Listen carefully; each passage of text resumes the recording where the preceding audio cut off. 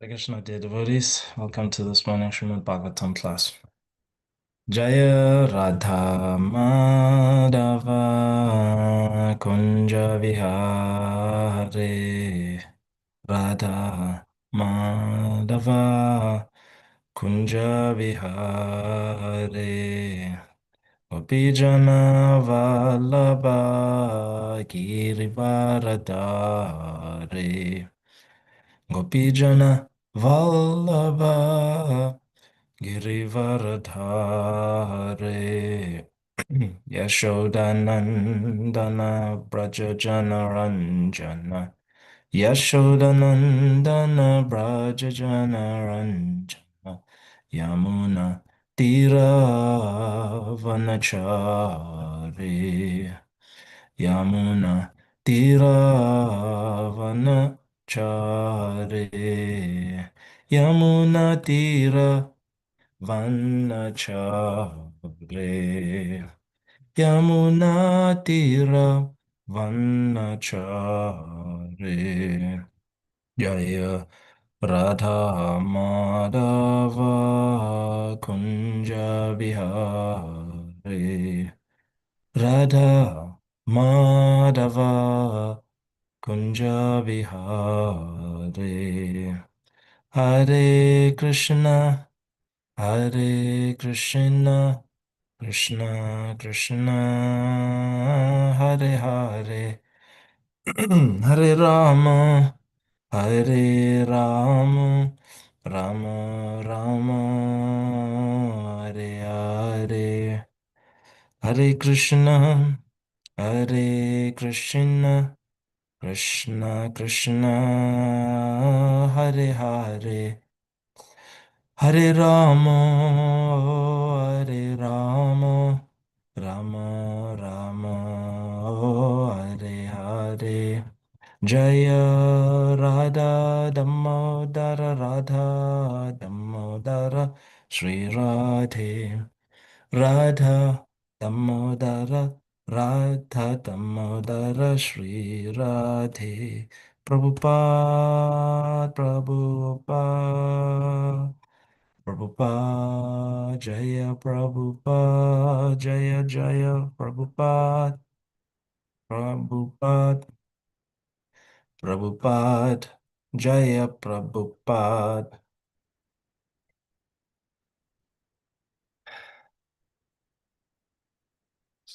Dear devotees, today is a very special day. It is the appearance of Sri Varahadev and a variant date for fasting for us. And so half-day fast so that we can bind our mind to the lotus feet of Lord Nityananda, just as they do in the Ashtanga Yoga system. They offer the elements into each other, earth into water, water into fire, fire into air, etc. So similarly, we have the opportunity. Uh, Digestion is a fiery element, and so we have the opportunity to bind fire of hunger at the cooling lotus feet of Lord Nityananda. So let us take that opportunity. And so we will speak today about uh, the allocated verses. We're at the end of the sixth chapter of the seventh canto. So Prahlad Maharaj is concluding his instructions to his friends, and then we'll begin chapter 7, wherein we'll hear the miracle that actually occurred, how Prahlad Maharaj became a Mahajan by the grace of Narada Muni. Om Namo Bhagavate Vasudevaya. Om Namo Bhagavate Vasudevaya. Om Namo Bhagavate Vasudevaya. Narayanang Namaskrityam Naram Chaiva Narottamam Devim Saraswatim Vyasam Tato Jayamudhirayet Nashtapraishva Bhadreshu Nityam Bhagavata Sevaya Bhagavatutama Shloke Bhaktir Bhavati Naishtiki.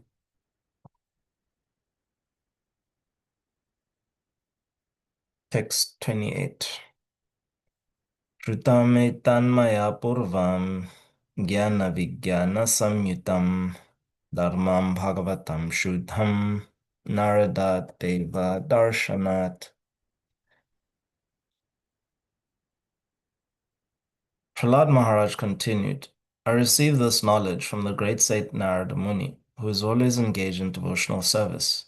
This knowledge, which is called Bhagavad Dharma, is fully scientific. It is based on logic and philosophy, and is free from all material contamination. Sri Daityaputra Uchuhu Radhatvam Vayam Chapi Nartenyam Vidmahe Gurum Etabhyam Guru Putrabhyam Balanam Apihish Ishwarao Balasyanta Purastasya Mahatsango Duranvayaha Chindhina Sanshayam Somya Syachched Vishrambakaranam. The sons of the demons replied, Dear Prahlad, neither you, nor we, nor any teacher or spiritual master other than Shanda and Amarka, the sons of Shukracharya. After all, we are children, and they are our controllers. For you especially, who always remain within the palace, it is very difficult to associate with a great personality. Dear friend, most gentle one, would you kindly explain how it was possible for you to hear Narada? Kindly dispel our doubts in this regard. Purport. Thus end the Bhaktivedanta purports of the 7th canto, 6th chapter of the Srimad Bhagavatam entitled Prahlad Instructs His Demoniac Schoolmates. So even the sons of the Daityas or the demons speaking perfect Sanskrit at 5 years old. Yes, such ornamented, cultured language at such a young age.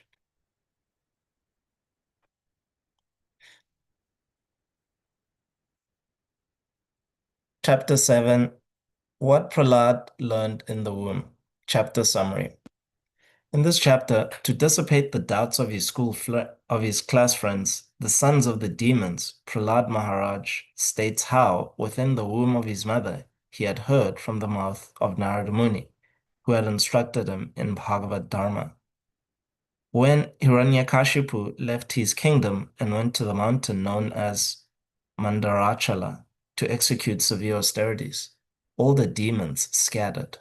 Hiranyakashipu's wife, Kayadhu, was pregnant at that time, and the demigods, mistakenly thinking that she carried another demon in her womb, arrested her.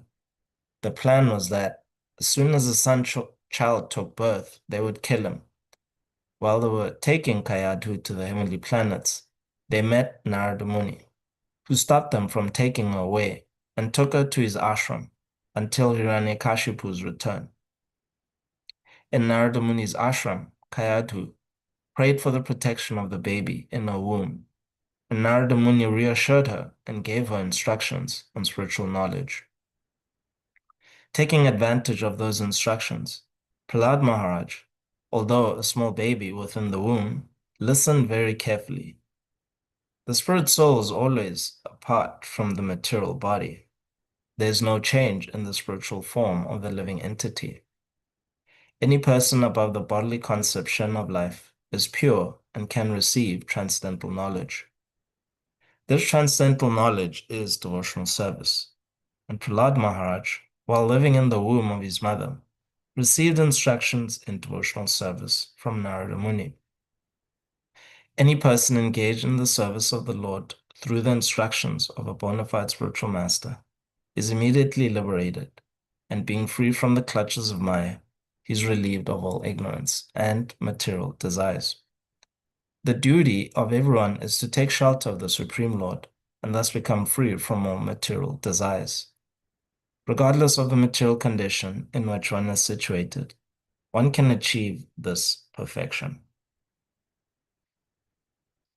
Devotional service is not dependent on the material activities of austerity, penance, mystic yoga, or piety. Even without such assets, one can achieve devotional service through the mercy of a pure devotee.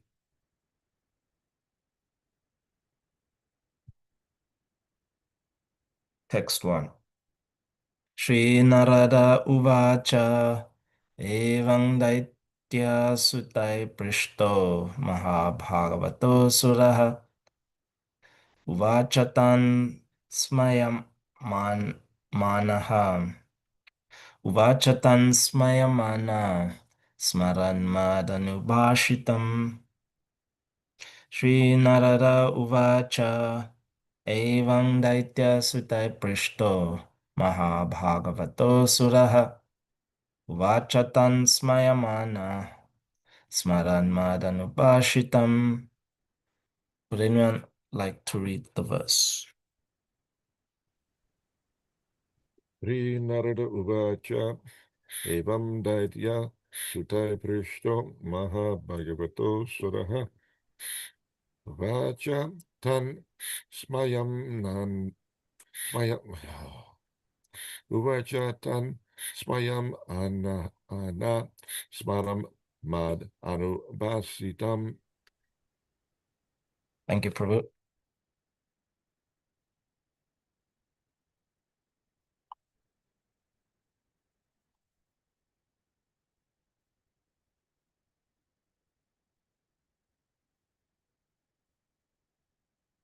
Anyone else?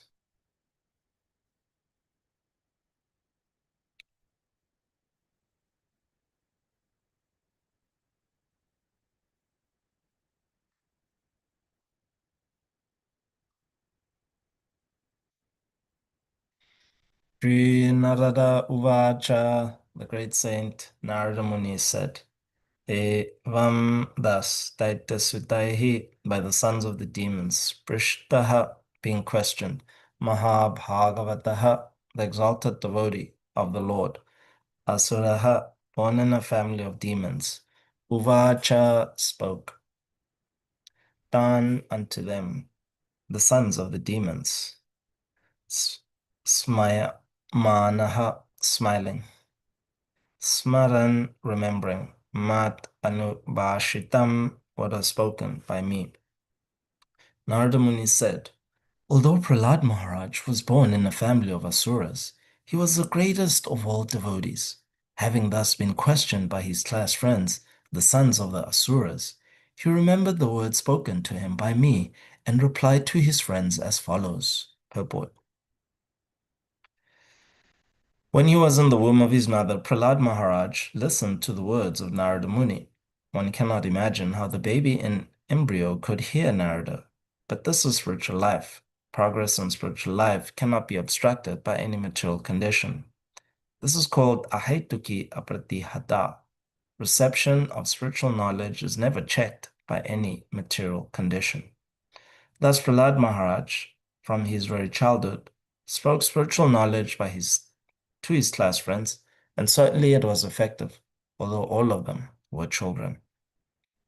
ॐ अज्ञानतिमिरन्धस्य ज्ञानाञ्जनशलाकया चक्षुरुन्मिलितं येन तस्मै श्रीगुरवे नमः। नमो ॐ विष्णुपदाय कृष्णपृष्ठाय भूतले श्रीमते भक्तिवेदान्तस्वामिनेति नामिने नमस्ते सरस्वतीदेवे गौरवाणी प्रचारिणे निर्विशेष शून्यवादी पाश्चात्य Jai Shri Krishna Chaitanya Prabhu Nityananda Shri Advaita Gadadhara Srivasari Gaura Bhakta Vrinda Hare Krishna Krishna Krishna Hare Hare Hare Rama Rama Rama Hare Hare. Sri Narada Vacha Evang Daitya Sutai Prishto Mahabhagavato Suraha Vacha Tansmaya Mana Smaran Mad Anubhashitam. Narada Muni said, although Prahlad Maharaj was born in a family of asuras, he was the greatest of all devotees. Having thus been questioned by his class friends, the sons of the asuras, he remembered the words spoken to him by me and replied to his friends as follows. The life of Prahlad Maharaj is the greatest example of Atma Tattva. For the soul can neither be burnt by fire, nor moistened by water, nor withered by the wind.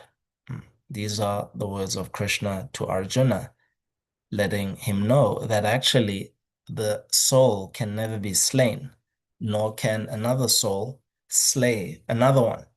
So the soul is always in its constitutional position as part and parcel of Krishna.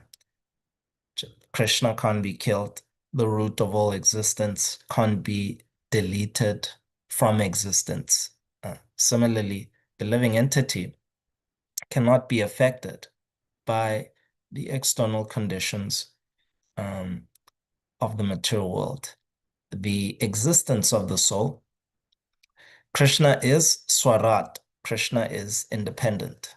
Um, Similarly, the senses of the living entity, the ability to hear, the ability to speak, these are all characteristic of the soul. The body is actually, uh, just as Krishna also explains to Arjuna, that just as a garment is actually, the soul changes garments, and Prabhupada explains in the purport that just as a garment is fashioned according to the form of the body, similarly, the existence of the senses is according to those ontological characteristics. Sorry, um, the existence of the senses, the ability to hear, speak. In this case, we are focusing really on the power of hearing. Um, that is an ontological characteristic of the soul. It is always there. Mm. And therefore, he manifests, sorry, therefore, Krishna, he manifests his presence fully in his holy name. Mm. So, because everything is dependent on Krishna, the everything as pearls are strung on a thread, Krishna is holding everything. So similarly, uh, Krishna's existence, Krishna's presence, can always be invoked through transcendental sound vibration. And that invocation then um, brings about the condition, or rather, yeah, no material condition, but brings about the characteristic of the soul, that the soul can never be bound by matter. Hmm. So in Prahlad Maharaj's case, he was in the womb of his mother. And Narada Muni, knowing full well Atma Tattva, being um, a prominent acharya in our line. So in the parampara, in the techno, in the disciplic succession, Narada Muni is the son of Brahma, and his father, of Brahma, he is the head of our sampradaya, right? So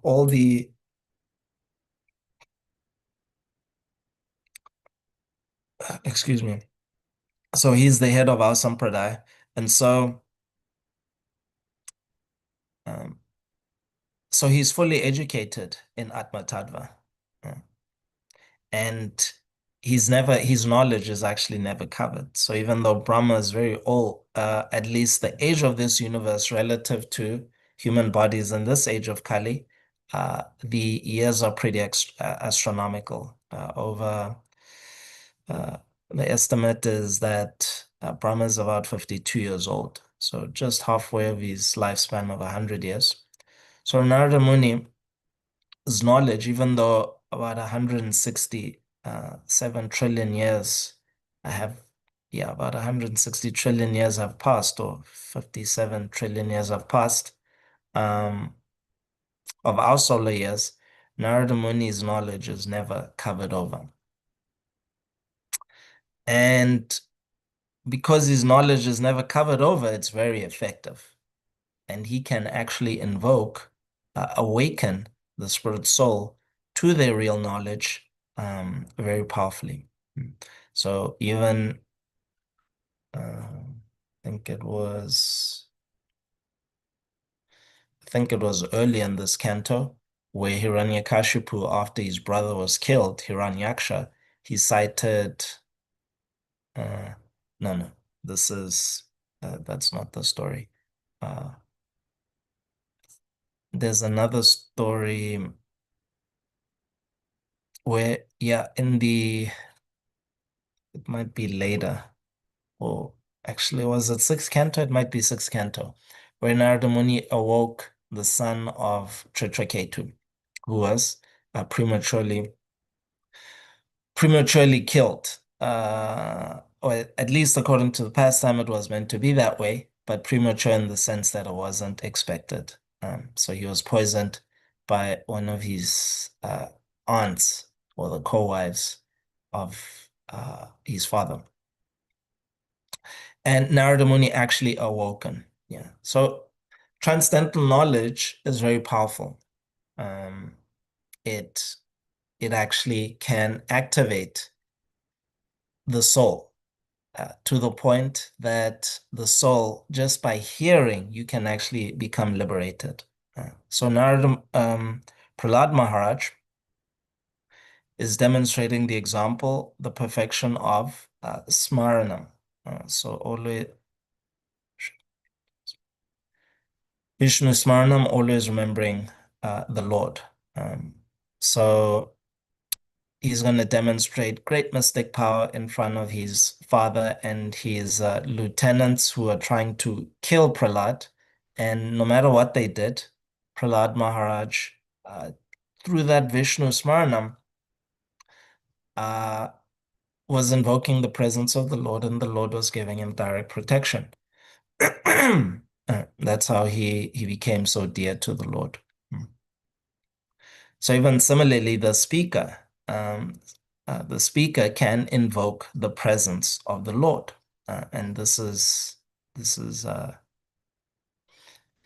Narada Muni. So let's hear a bit from Krishna about Atma Tattva.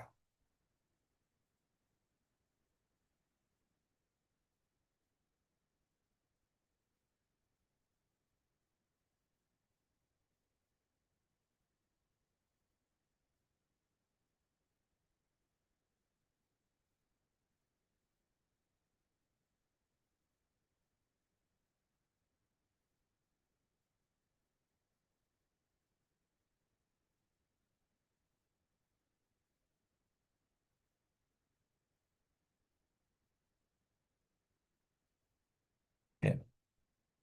That which pervades the entire body you should know to be indestructible. No one is able to destroy that imperishable soul. The material body of the indestructible, immeasurable, and eternal living entity is sure to come to an end. Therefore, fight, O descendant of Bharata. Neither he who thinks a living entity the slayer, nor he who thinks it is slain is in knowledge, for the self slays not, nor is slain. For the soul there is neither birth nor death at any time. He has not come into being, does not come into being, and will not come into being. He is unborn, eternal, ever existing, and primeval. He is not slain when the body is slain. O Partha, how can a person who knows the soul is indestructible, eternal, unborn, and immutable kill anyone or cause anyone to kill? As a person puts on new garments, giving up the old ones, the soul similarly accepts new material bodies, giving up the old and useless ones. The soul can never be cut to pieces by any weapon, nor burned by fire, nor moistened by water, nor withered by the wind. This individual soul is unbreakable, insoluble, and can be neither burned nor dried. He's everlasting, present, everywhere, unchangeable, immovable, and eternally the same. It is said that the soul is invisible, inconceivable, and immutable. Knowing this, you should not grieve for the body. If, however, you think that the soul or the symptoms of life will always be born and die forever, you still have no reason to lament, Almighty Armed. One who has taken his birth is sure to die, and after death, one is sure to take birth again. Therefore, in the unavoidable discharge of your duty, you should not lament. All created beings are manifest or are unmanifest in the beginning, manifest in the interim state, and unmanifest again when annihilated. So what need is there for lamentation? Some look on the soul as amazing, some describing as amazing, and some hear of him as amazing, while others, even after hearing about him, cannot understand him at all. O descendant of Bharata, he who dwells in the body can never be slain. Therefore, you need not grieve for any living being. Considering your specific duty as a Kshatriya, you should know that there's no better engagement for you than fighting on religious principles, and so there's no need for hesitation. Hmm. So this is Krishna giving uh, Atma Tattva. So we should know that by participating in worldly politics, the price is that your knowledge of Atma Tattva gets covered. Mm. So we know that for the living entity who has taken shelter in the material body, that is an indicator of their constitutional position in the relative scheme of all of existence. So Krishna's energies can be categorized in three: Antaranga Shakti, Bahiranga Shakti, and the Tatastha Shakti. So the internal energy, the external, and the marginal. So even though we are part and parcel of Krishna, and the soul is always glorious and can never factually be entangled, but because it's very tiny, it can get covered over. And in the current society that we live in, those who run the society, the kinds of technologies that they've deployed onto the masses, know full well that the weakness of the soul is to actually get covered over. Um, and so, mainstream media, the flooding of information, these are all tactics to actually keep you in a state of fear. So for the soul, knowing the qualities of the soul, um, the fear of money, fear of scarcity, not being able to pay your bills, fear of poor health, um, uh, all these fears are due to a lack of knowledge. Mm. And the different industries that really have become profitable due to the administrators not taking care of the citizens as a father would take care of his children. These fears are all generated by the society that we live in. For example, with poor health, um, in a society where it is benevolent, then actually healthcare and the knowledge of healthcare is made available to everyone. Uh, so Krishna, he's made sure, being complete, uh, and this is described in the Ishopanishad, that all the units are complete, all the parts and parcels of Krishna are complete. So when they are given knowledge, for example, in this case, like with medical healthcare, Krishna is a healing herb, he's a healing power, right? And so if you have if the spirit soul knows the knowledge, then why should they have to pay to actually maintain their body? Why should they be in anxiety? Why should they be bonded through instruments of debt? So this is in Krishna's system. Um, Similarly, even making one's livelihood, uh, we hear about the various stories in the about India and how people were even today, like by contemporary psychological measures, that the happiness index in India. So for a poor person in India living, uh, in Mumbai, they yeah they their shelter isn't so nicely sorted out. But their level of satisfaction is the same as a middle class person in the US. Mm. So why is that?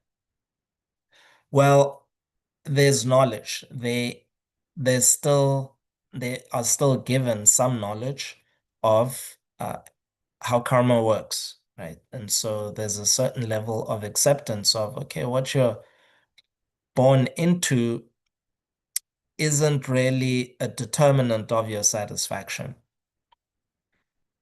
Your satisfaction should come from that which sustains you, that which sustains the soul. And what is that? That is dharma. So uh, persons who are satisfied with very little material resources in India, this knowledge they given from a very young age, because the culture is still somewhat, or at least the family unit, although it's disintegrating now, due to, yeah, as we said, just due to um, the mass, just the technologies that really, the the technologies of manipulation and uh, that have been really deployed on the masses. It's disintegrating, but a lot of Indians, the family unit is, and the passing down of this knowledge from child to parent about the importance of executing some kind of dharma and extracting your satisfaction from there.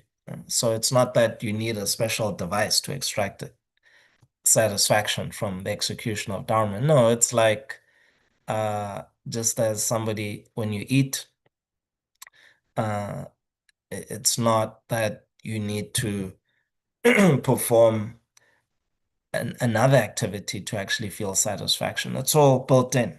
It's all automatic. Um, this is Krishna's system. So similarly here, Prabhupada, he cites in the purport, Savaipung sang paro dharmo yato bhakti radokshaje ahaitukya pratihata yatma suprasidati. The supreme occupation or dharma for all humanity is that by which men can attain to loving devotional service unto the transcendent Lord.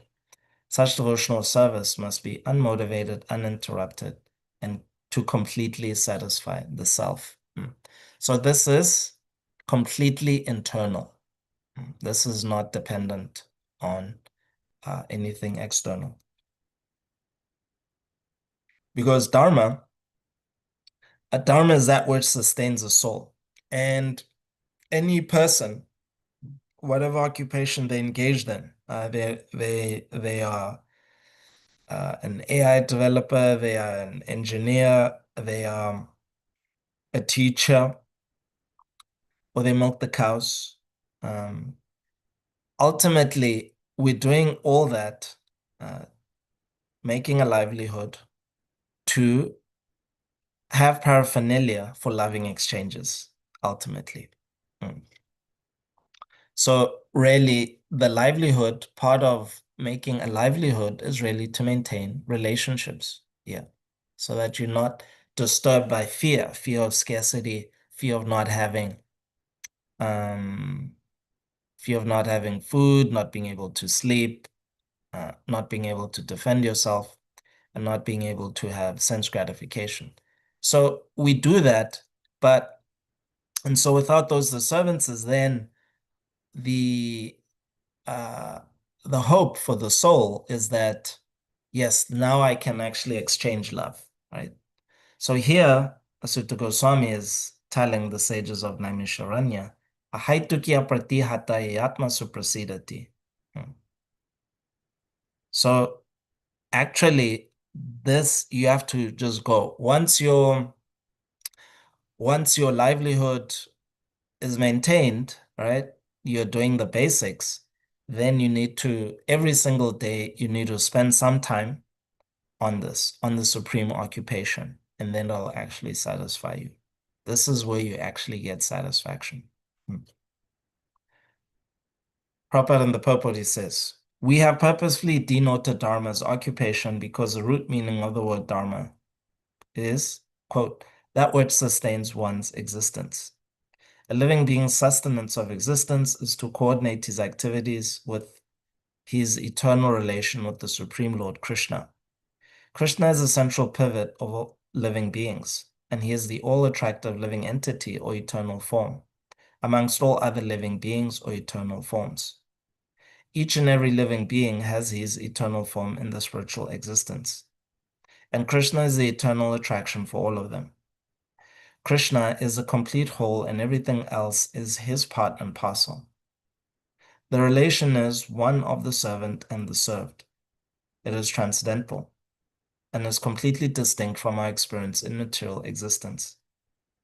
This relation of servant and the served is the most congenial form of intimacy. One can realize it as devotional service progresses. Everyone should engage himself in that transcendental loving service of the Lord, even in the present conditional state of material existence. That will gradually give one the clue to actual life and please him to complete satisfaction. So Narada Muni's words to Prahlad Maharaj in the womb, they were so attractive that Prahlad was all ears. So when love is very attractive, and when you hear about the supreme beloved, Krishna, you're all ears, even without physical ears. So Prahlad Maharaj he was soaking it up. He was completely hearing about the transcendental relationship between the soul and Krishna. Hmm. And when he comes out and he's 5 years old and he's able to speak, um, and he's able, yes, he has ability to actually communicate very fluently. Um, then he was just telling his friends all about Krishna and how he is our well-wisher, etc. So there's examples, even for example, with Arjuna's son, Abhimanyu, he was able to uh, absorb military science from within the womb.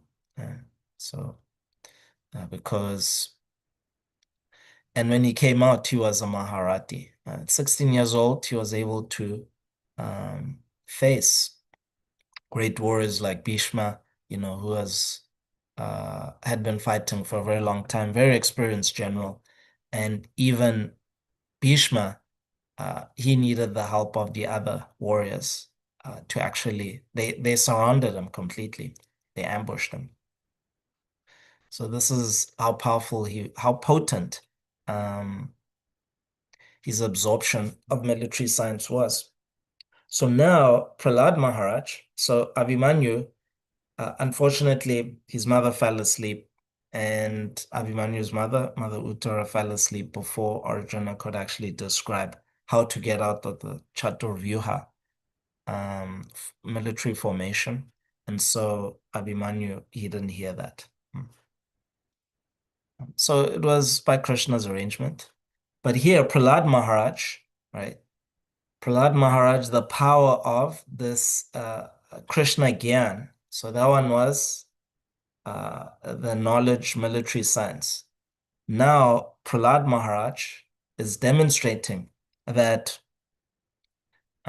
this Krishna Gyan is so powerful, more powerful than this military science knowledge, that he couldn't be killed, right?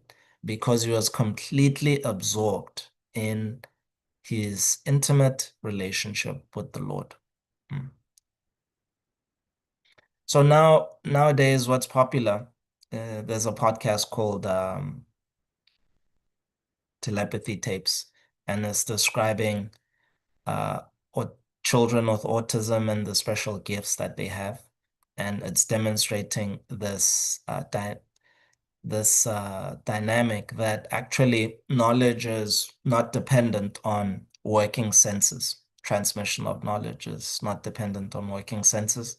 And these kids, a lot of them nonverbal, they can't actually speak physically. They can't like produce physical sounds because they're in a constant state of dissociation. So their minds are dissociated from their senses. And so they can't really work their bodies, but they've got special gifts. And a lot of them, they use typing and other means. Yeah, that's the common form of communication where they Uh, so through training, they can be able to like use their hands and then they'll communicate through typing on on like an iPad. Um, and and a lot of them speak how they speak about the place where they gather and they actually communicate to other autistic kids. This is a place in on the subtle realm, and they communicate, so they can download knowledge from the Akash, and then the things that they have to say to adults, to persons who are in a state of association with their bodies. Uh, it's quite amazing. So the things that they're speaking, it's knowledge on the level of terrestrial knowledge. Some of it is extraterrestrial. Um, but this this is the ontological fact. Um, so you have knowledge that is proving knowledge right now that is proving that the soul is their ability to actually get knowledge. It's not dependent on their body. And that is why Sutta Goswami and Prabhupada cited this verse spoken by Sutta Goswami that ahetukiya pratihata yatma suprasidati, that this is actually what will satisfy us. And this dharma, because this is what will satisfy us, Krishna has made it free for everybody. Mm. Just like some persons who know the art of extracting energy from the ether, they can actually provide uh, free energy for everybody. Yeah, so Nikola Tesla was one inventor. This is what he was trying to actually do. Um, and there's been people over the last 100 years who've actually created these devices, um, and they're able to extract free energy from the ether. Mm. But because they are an existential threat to uh, the elites that own a lot of the resources, the means of energy creation distribution. It's an existential threat to the economy and how it's structured. So these people are silenced in various ways. Hmm. But fortunately, Prahlad Maharaj couldn't be silenced. Narada Muni couldn't be silenced. Um, and fortunately, the demigods as well, even if they had attempted, but they didn't silence Kayadu by trying to kill her, just as Kamsa tried to kill the eighth son of Devaki by preemptively trying to kill Mother Devaki. Uh, even if he had tried that, even if he had somehow uh, done that, it wouldn't have prevented the appearance of Lord Krishna. So whatever he did through different means, political arrangements, he tried to prevent the appearance of Krishna. It just Krishna couldn't be stopped. Mm. Similarly, even the appearance of Prahlad Maharaj um, in actually giving benefit to the daityas couldn't be stopped.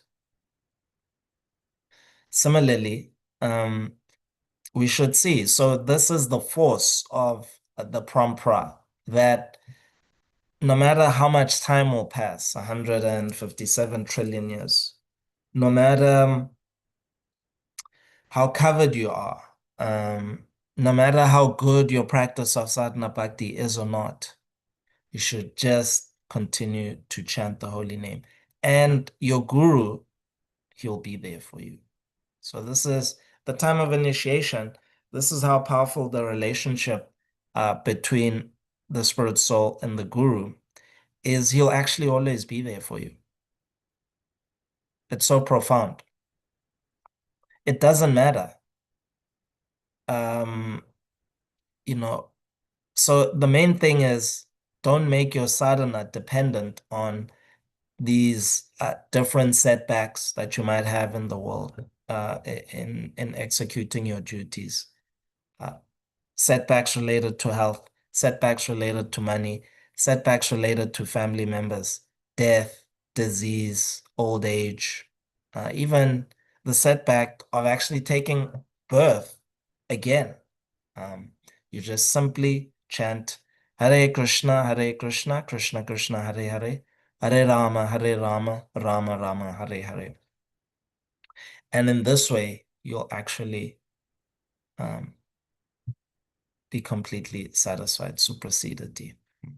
So today we see how the Lord, he demonstrated this, that even Krishna, his appearance, uh, his power as a supreme personality of Godhead, even it's not even dependent on the kind of form he takes. So today we are celebrating the appearance of Varahadev, and we know that he took birth as he appeared in the form of a bull. And even though he was in the form of a bull, he was no ordinary bull. It was a very special bull, very beautiful. Um, and he exhibited all Siddhi. He had Mahima Siddhi. He expanded greater than planets. So he was much larger than the Earth planet.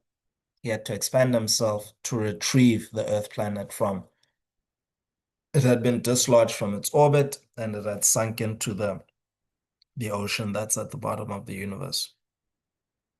So he expanded to actually retrieve the Earth. And when you retrieve the Earth, he transferred his energy, very intimate. This is very intimate. So this is the Earth, right? Mother Bhumi. And then she's in one form, and Varahadev, he's in the form of a ball. He transferred his energy into her, and they actually had a son. Yes, they had a son. And unfortunately, due to bad association, the son didn't become like Jesus or like Pradyumna. A good son. He wasn't a devoted son. He became a demoniac son. Uh, uh, and and yes, so you can read that history um about the different crimes he actually performed, and Indra actually asked Krishna to rectify the situation. So we can read a little bit about Vrahadev.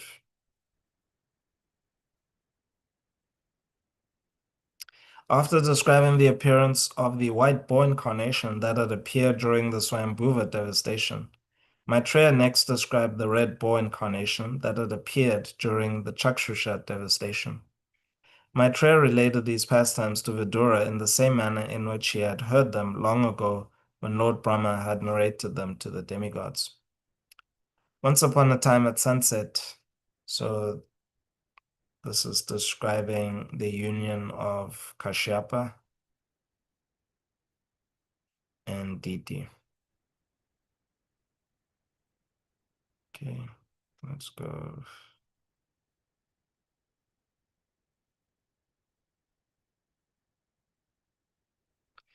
After observing this fearful condition, the demigods approached Lord Brahma and submitted, O Lord, just see this darkness that is expanding in all directions, O sustainer of the universe, who knows the intentions of all living entities. Diti's pregnancy has caused this great disturbance, and thus our work has become suspended. Please be merciful unto us, for we have fallen into a very miserable condition. In response, Lord Brahma informed the demigods of what had happened long ago. After having traveled all over the material creation, the four sages Sanaka, Sanatana, Sanandana, and Sanat Kumara entered the spiritual sky, wherein the Vaikuntha planets are situated. They were able to do this due to being freed from all material contamination. In the abode of Lord Narayan, the residents have forms similar to that of the Supreme Lord, and everyone is engaged in his unalloyed devotional service. So that's the description of how giant Vijay fell down and became Hiranyakashipu and Hiranyaksha. Yeah.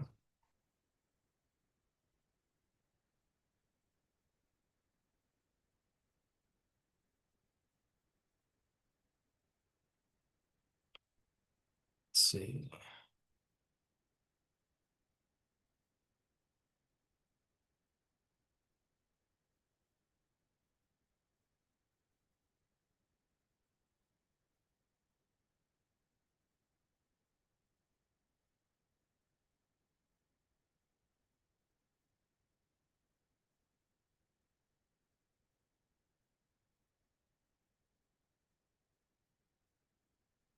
Okay. Upon seeing Hiranyaksha's arrogance, Varuna became enraged. Still, he curbed his anger by means of intelligence and replied, "O dear one, I have given up fighting because I am too old.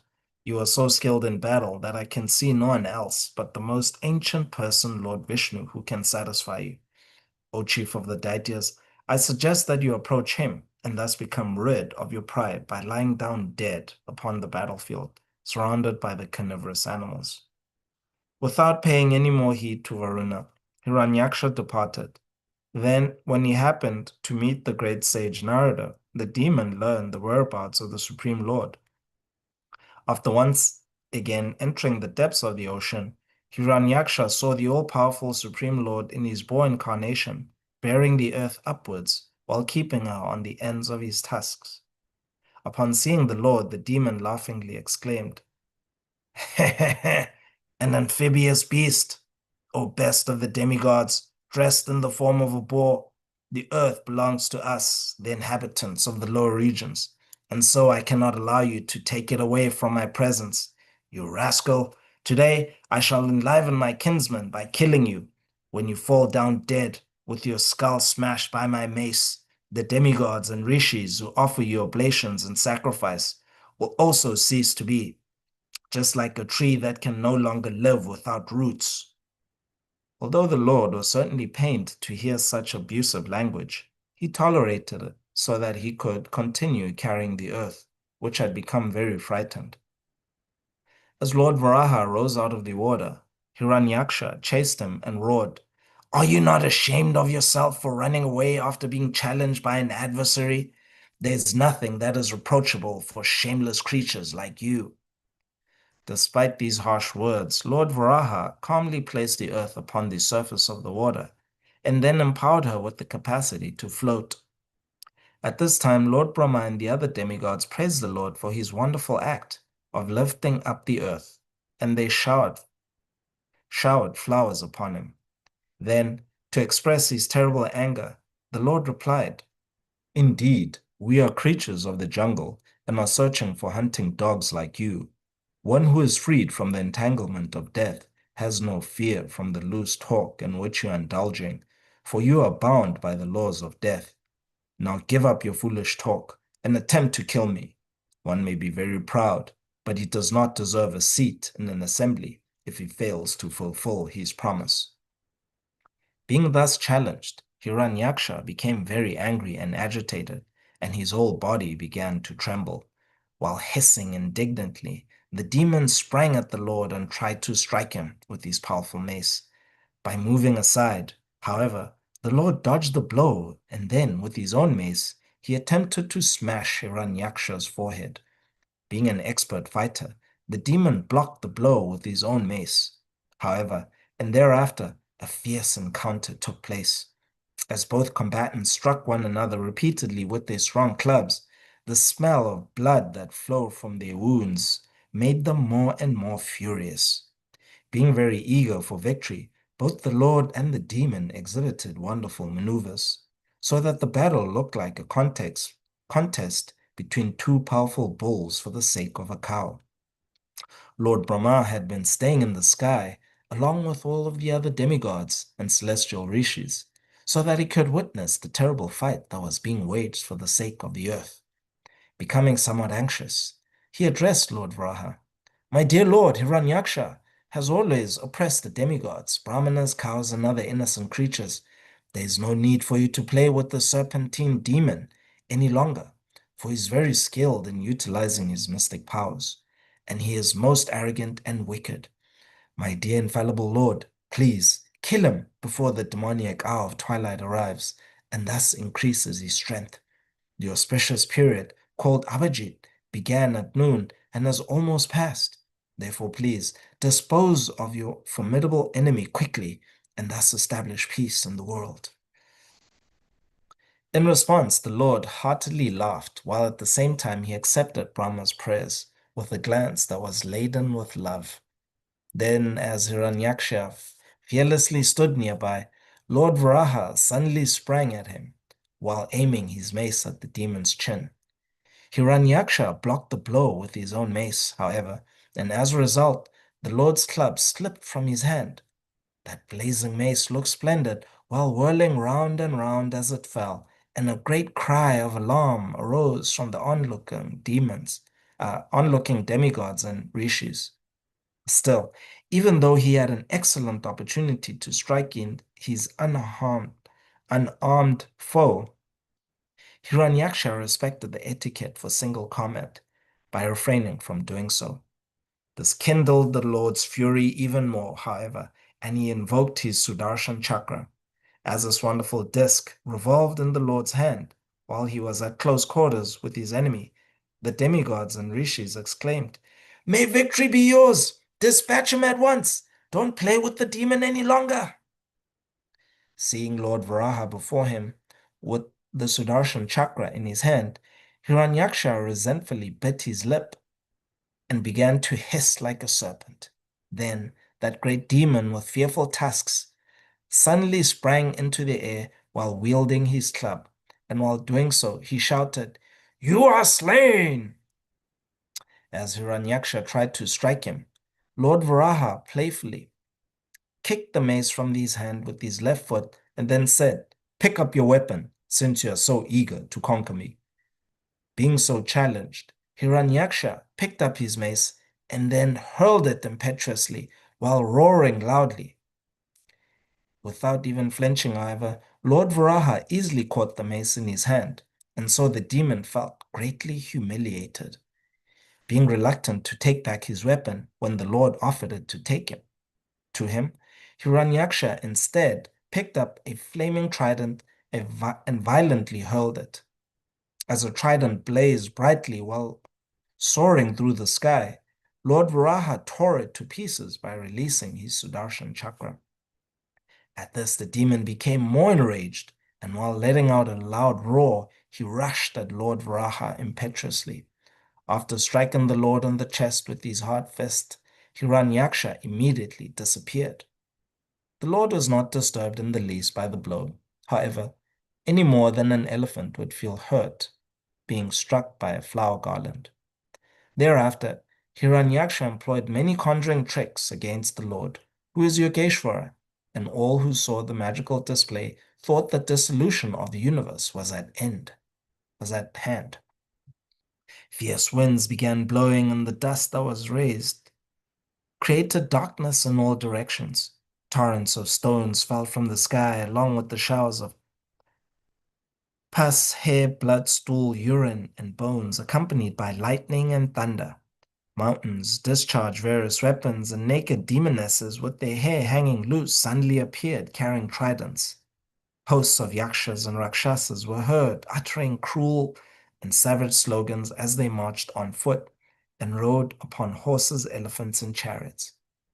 By releasing his Sudarshan chakra, however, the Lord was able to dispel all of these illusions. And at the moment, a shudder of terror passed through Diti's heart. While recalling the words of her husband, blood began to flow from her breasts.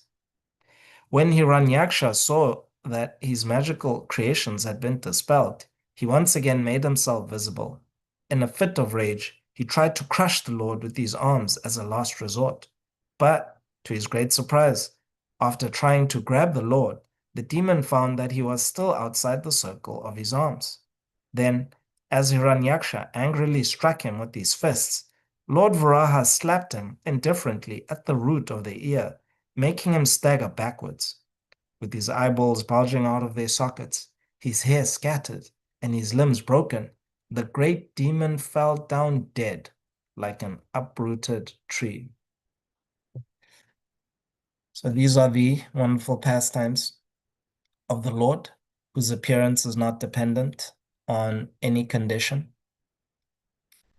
Uh, his form is always wonderful.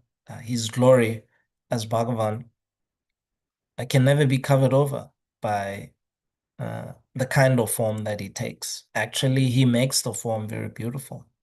So these are the pastimes of Varahadev, and similarly, his pastimes as the protector of Prahlad Maharaj are similarly wonderful.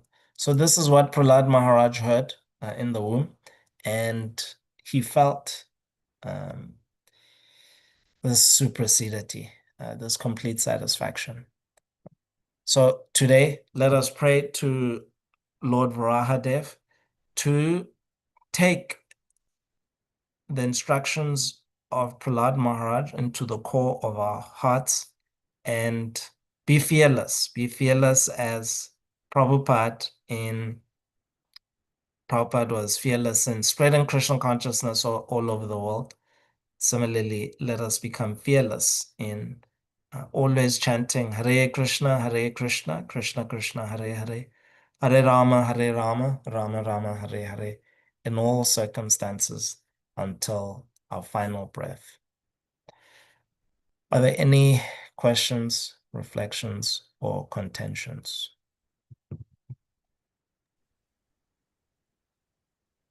I have a question. Yes, Prabhu. Thank you for your class and your wonderful narration of the Leela of Lord Varaha. It's very nectarian to hear. My question is in regard to Srila Prabhupada's statement that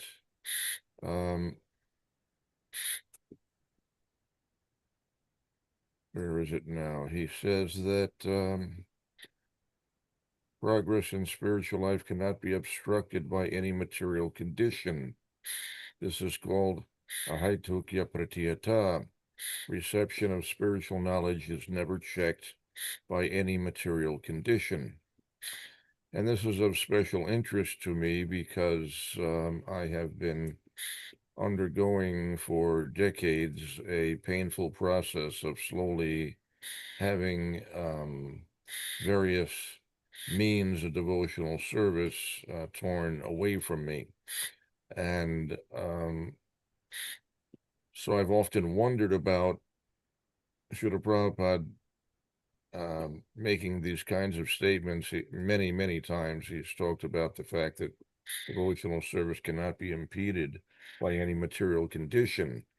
So my first realization was that, well, I can change the variety of service. The nature of the service may change, but devotional service itself can still go on. But I think that Srila Prabhupada is saying something more than that. That it's not just that you can change to another variety of service, but that actually there is no material impediment to devotional service, period. That somehow, one way or another, devotional service can still be rendered in all different capacities. I have not fully realized this. I'm trying to understand it. I've read a bunch of statements that Srila Prabhupada has made. This particular one is interesting because he refers to this verse from Srila Rupa Goswami, Savaipam Samparo Dharma, Yato Bhaktir Hosijaya Haituk Yaprati Yataya Yatma Supersedity. And Srila Prabhupada seems to be referring to this because the word apratihata is sometimes translated or always translated to mean uh, unbroken or uninterruptible. Trying to find my notes now. I've lost track of.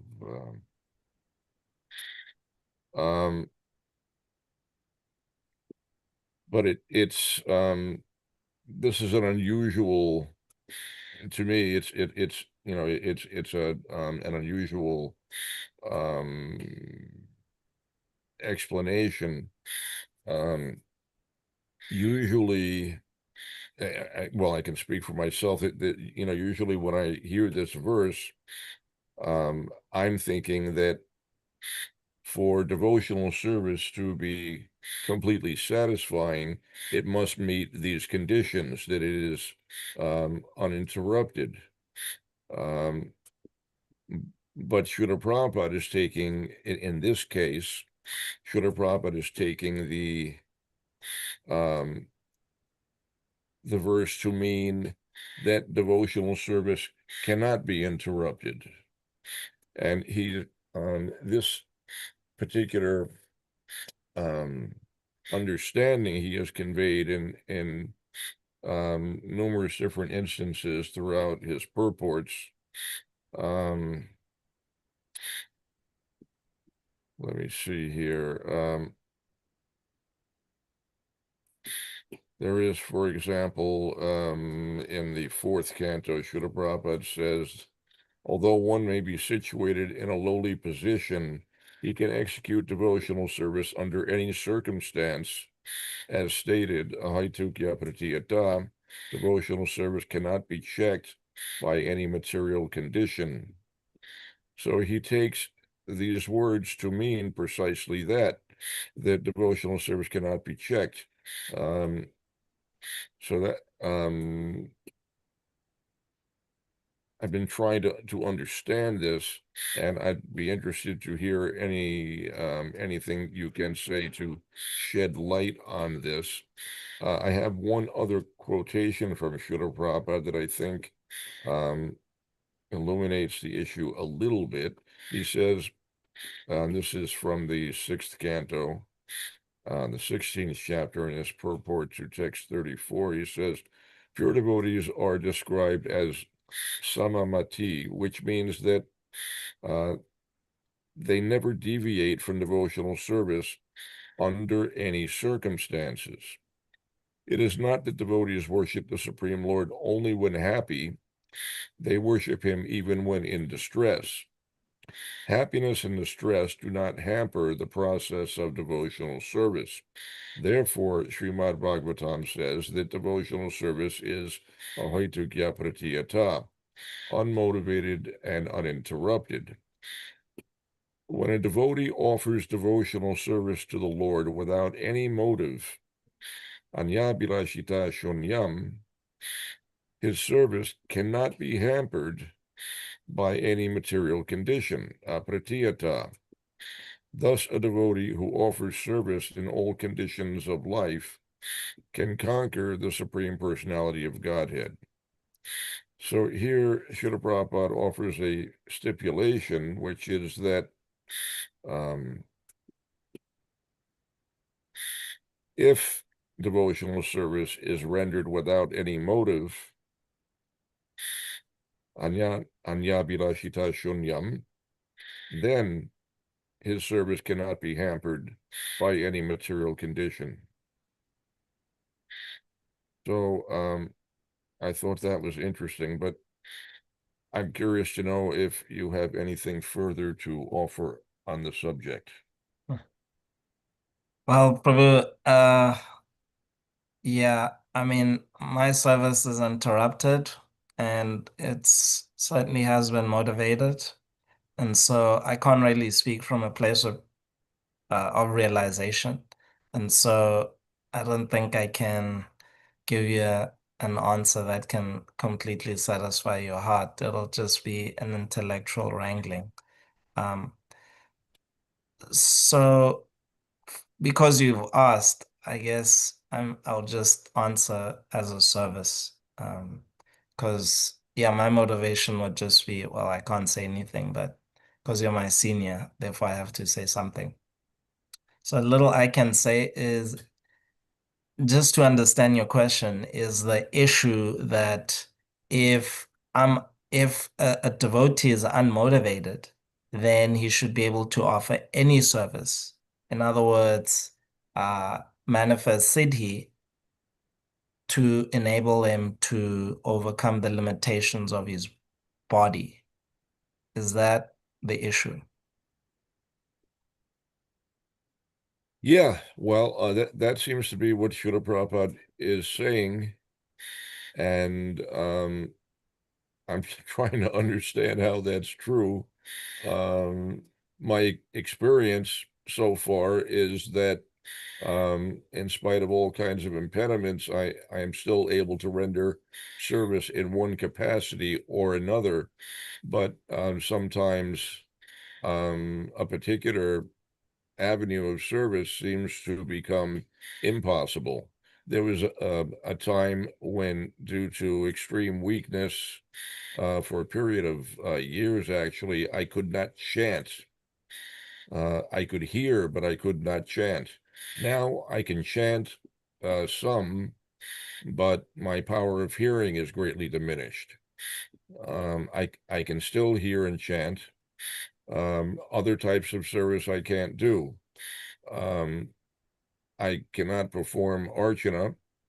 Um, I used to be able to perform archana in my mind. I can no longer do that.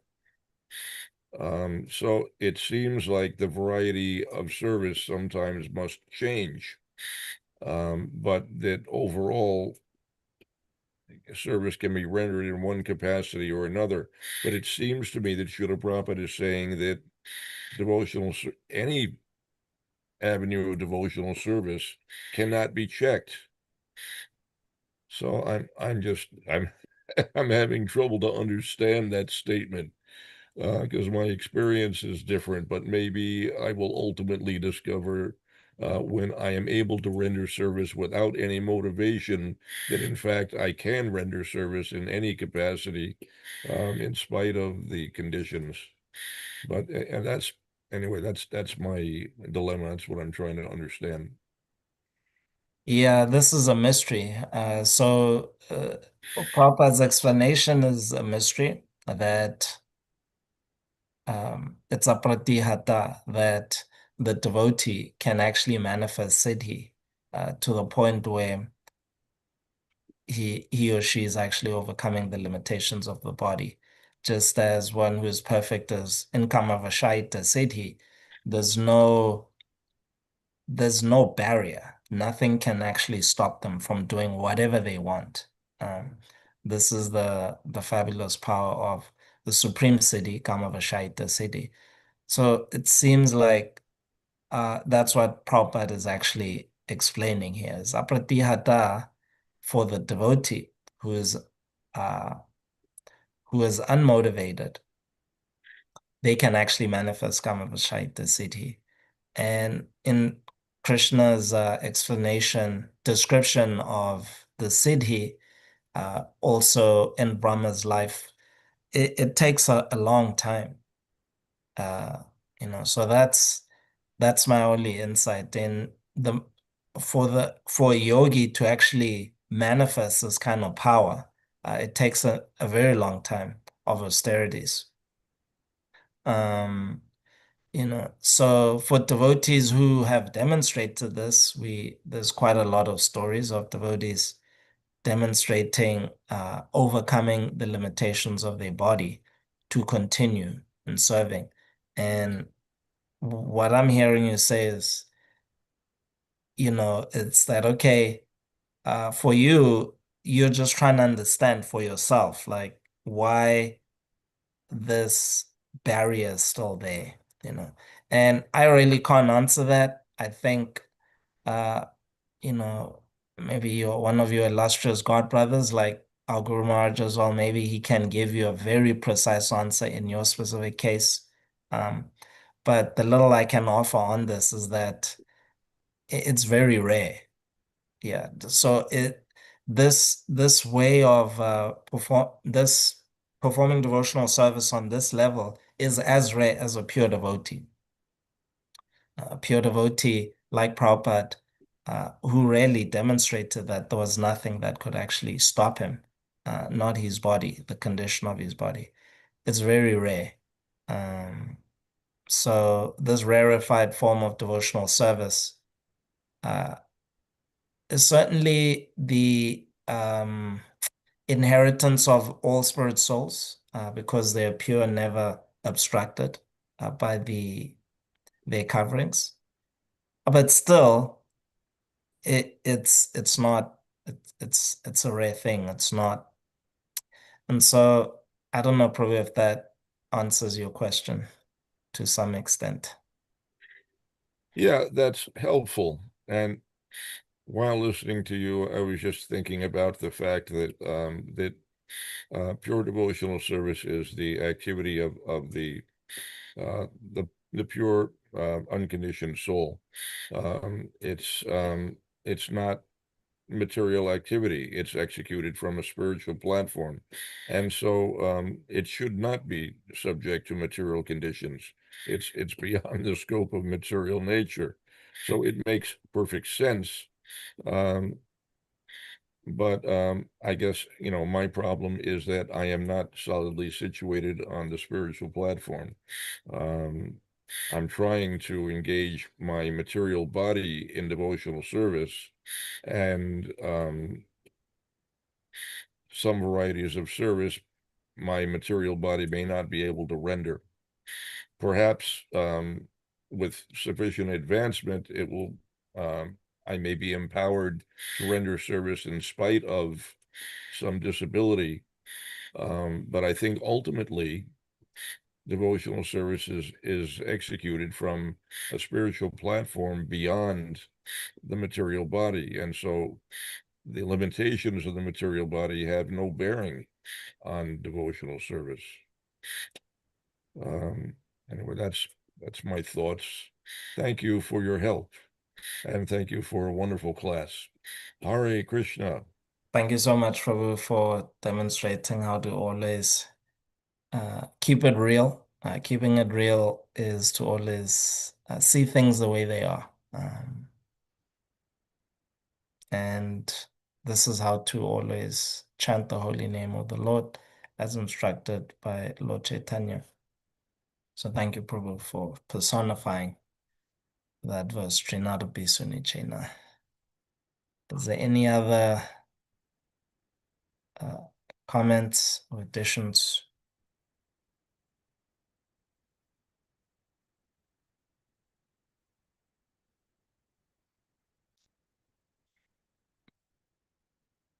Okay, so dear devotees, may your meditation on Lord Nityananda's lotus feet and Lord Varaha's lotus feet be fixed today, and may they help us follow in the footsteps of Prahlad Maharaj by always remembering, at least for today, for the whole day, just to remember the Lord's lotus feet and never forget them.